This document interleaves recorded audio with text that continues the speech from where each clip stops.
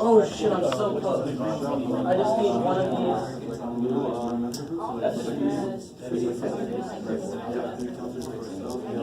There was two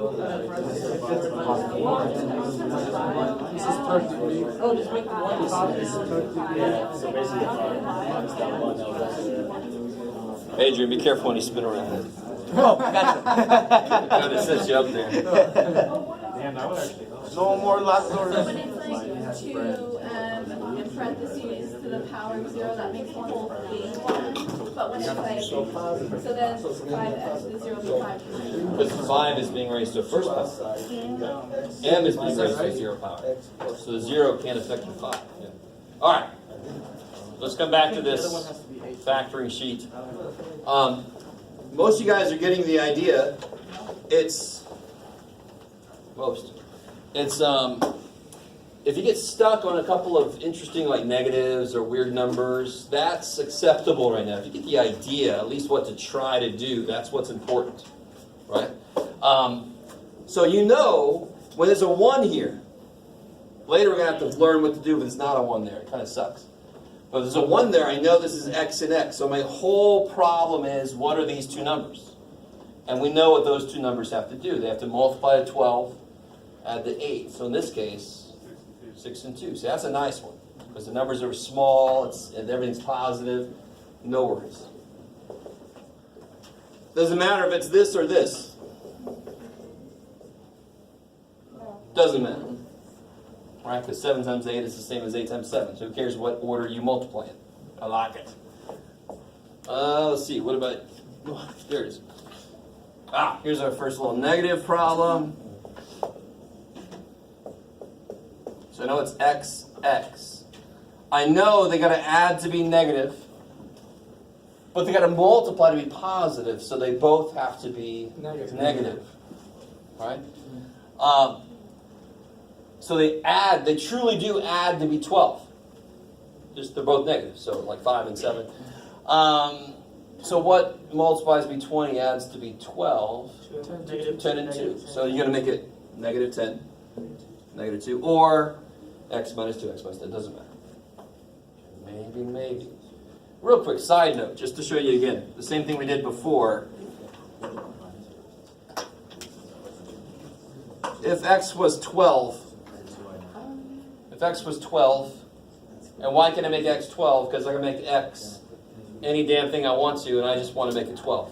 Nah. What would this number be? 144 minus 144 plus 20. So now I get 20. So this, when x is 12, better be a way to factor 20. So what do I get when x is 12 here? I get 12 minus 10 is 2. 12 minus 2 is 10. 2 times 10 is 20. So when you do this factorization, you have just factored an infinite number of numbers. That's pretty damn good. It was relatively easy considering that fact. So if you make x 7, if you make x 113, you're going to get some number that factors like this for every value of x, right? What two values of x would be kind of silly? If I made x 2 or 10, this would be what? 0. Because if it's 2 or 10, it's 0. I like it. All right. Let's show what the hell's going on next door. How do you do D? We're getting to D. Let's see. C. Now, what does this tell you right there? They're going to multiply to be negative. What's the only way you can have two numbers multiply to be negative if they're both... Yeah, they're different signs. If one's positive, one's negative. So that means they actually have to subtract to be 11. When you have different sign things, you subtract them and put the sign of the bigger one on. So the bigger one's got to be negative. So one way to do this is to say 16 minus 5 is 11, ain't it? So negative 16 and 5 add to be negative 11. But what's 16 times 5? 80. Too much. So let me take it down a notch. What about negative 15 and 4? they add to be negative 11. And negative 15 times 4 is negative frickin' 60. So the bigger this last number gets, the easier it is to work with the middle dude first. So again, the whole idea is x squared is x times x. You can't mess with that shit. So what's the whole problem hinge on? The two numbers that make these work. That's why that step, that idea, that ability to get those two numbers, that's the most important part of this.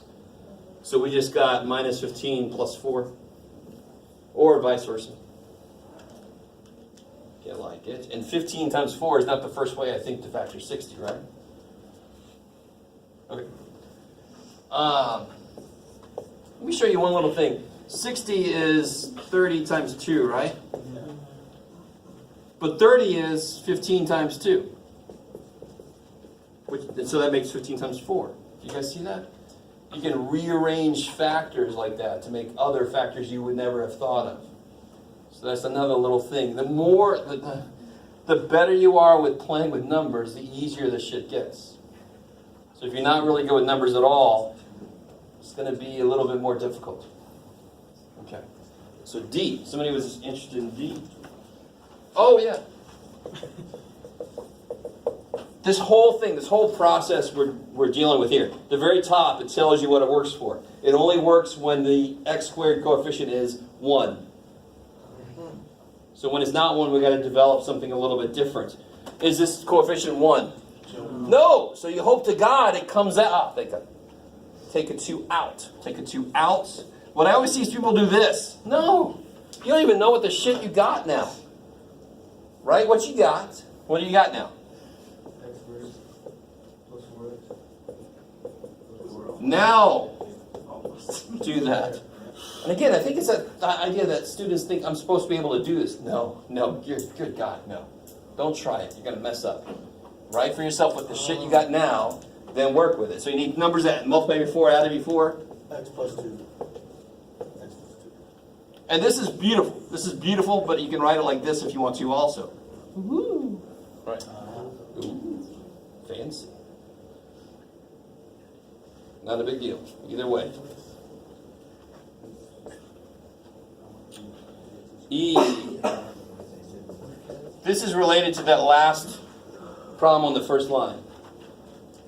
What do you need to have them add to be the two numbers? Negative 1.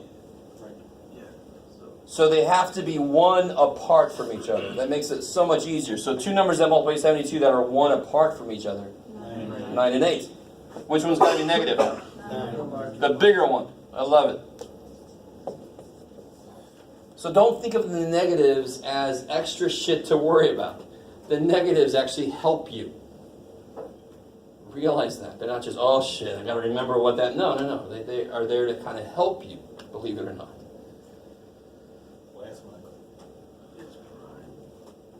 Oh, and then the last one is easy. It's the problem on there. And so many guys are like, shut up. For you, maybe. But the reason this is the easiest problem on here is, are there any numbers that multiply by 7 and add to be 3? 7 times 1. That covers it. And can you make 3 out of 7 and 1? No, you can't even do 7 plus 1 is 8. And they go, I got a 3 now. There's a 3. No, you can't do it. So this is just prime. Just like numbers. You can have numbers you can't factor, so of course you can have variable expressions that you can't factor. Of course. I like it. What does prime? Prime just means the only things that it breaks into are 1 in itself. Like 17 can only be broken apart as 1 times 17 in terms of whole numbers, right? I like it.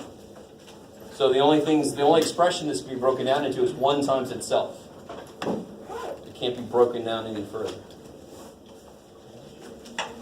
Let me see. That was all I had for today. Was that? That's section 6.2. So only up through 6.2 homework is due.